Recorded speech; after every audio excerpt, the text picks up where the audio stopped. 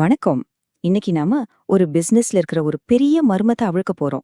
நம்ம கிட்ட இருக்கிற இந்த சிம்பிள் டேட்டா டேஷ்போர்டை வச்சு நம்மளோட பெர்ஃபெக்ட் கஸ்டமர் யாருன்னு எப்படி கண்டுபிடிக்கிறதுன்னு பார்க்கலாம் வாங்க. சரி, முதல்ல ஒரு கேள்வி. இப்போ நீங்க ஒரு பைக்க விக்கணும்னு வச்சுக்கோங்க. யார டார்கெட் பண்ணுவீங்க? கொஞ்சம் யோசிங்க. காலேஜ் பசங்களையா? இல்ல நல்லா சம்பாதிக்கிறவங்களையா? வாங்க, இந்த டேட்டா என்ன சொல்லுதுன்னு பார்த்து உண்மையான பதில கண்டுபிடிப்போம். இதுதான் நம்மளோட கேஸ் ஃபைல், நம்மளோட ஆதாரம். இந்த டேஷ்போர்ட்ல இருக்கிற ஒவ்வொரு சார்ட்டும் நமக்கு ஒரு க்ளூ. இந்த நம்பர்ஸ்க்கு பின்னால ஒளிஞ்சிட்டு இருக்கிற நம்மளோட கஸ்டமரை கண்டுபிடிக்க இந்த க்ளூஸ் எல்லாம் ஒன்னா சேர்க்க போறோம். ஓகே, நம்ம இன்வெஸ்டிகேஷனோட முதல் ஸ்டெப்புக்குள்ள போலாம். முதல் க்ளூ அவங்களோட வருமானம், அப்புறம் அவங்க ஆனா பெண்ணான்றது.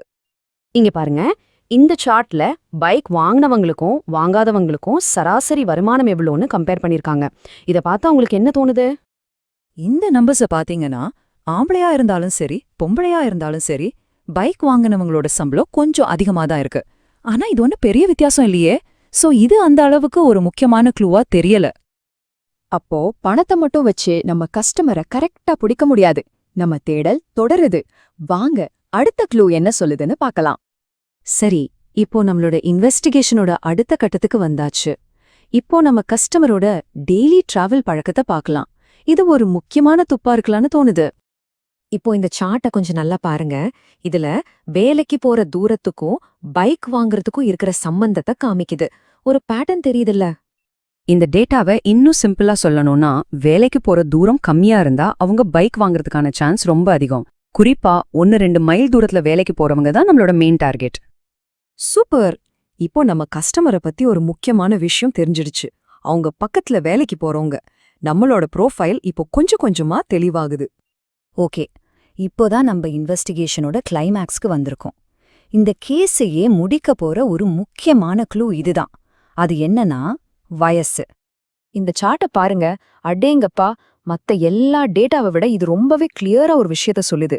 எந்த வயசுல இருக்கிறவங்க அதிகமா பைக் வாங்குறாங்கன்னு பளிச்சுன்னு தெரியுது.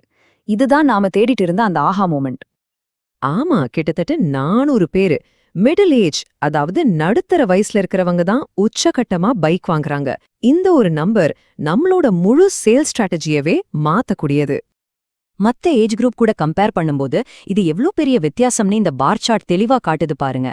டீனேஜ்ல இருக்கிறவங்களையும் வயசானவங்களையும் விட நடுத்தர வயசுல இருக்கிறவங்க கிட்டத்தட்ட 2 மடங்கு அதிகமா பைக் வாங்குறாங்க. சரி, இப்போ நாம சேகரிச்ச எல்லா க்ளூஸையும் ஒன்னா சேர்த்து நம்மளோட பெர்ஃபெக்ட் கஸ்டமர் யாருன்னு ஒரு முழு படத்தை உருவாக்க வேண்டிய நேரம் வந்தாச்சு. அப்போ இதோ நம்ம ரிப்போர்ட். நம்மளோட ஐடியல் கஸ்டமர் யாருன்னா அவங்க நடுத்தர வயசுல இருக்காங்க. ரொம்ப பக்கத்துல, அதாவது 2 மைல்குள்ள வேலைக்கு போறாங்க. அவங்களோட சம்பளம் ஒரு பெரிய மேட்டர் இல்ல. ஆண் பெண் 2 பேருமே வாங்குறாங்க. பாத்தீங்களா, எவ்ளோ தெளிவான ஒரு படம் கிடைச்சிருக்கு.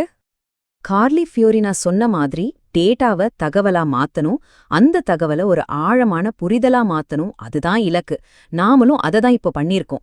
வெறும் நம்பர்ஸா இருந்த ஒன்ன இப்போ ஒரு ஆக்ஷன் எடுக்கக்கூடிய இன்சைட்டா மாத்திருக்கோம். இதுதான் டேட்டா அனாலிசிஸோட பவர். எங்கேயோ எண்களோட ஒரு கடல்ல ஆரம்பிச்சோம். ஆனா இப்போ ரொம்ப தெளிவா யார்கிட்ட நம்ம பொருளை விற்கணும்னு ஒரு இலக்கோட முடிச்சிருக்கோம். இதுதான் இந்த முழு அலசலோட ரிசல்ட். சரி, இப்போ இந்த அலசலோட கடைசில உங்களுக்கான ஒரு கேள்வி. நம்ம டார்கெட் யாருன்னு இப்போ உங்களுக்கு தெரியும். நடுத்தர வயசு, பக்கத்துல வேலைக்கு போறவங்க. இப்ப சொல்லுங்க, இவங்கள கவர் பண்ண நீங்க என்ன மாதிரியான மார்க்கெட்டிங் ஐடியா யூஸ் பண்ணுவீங்க?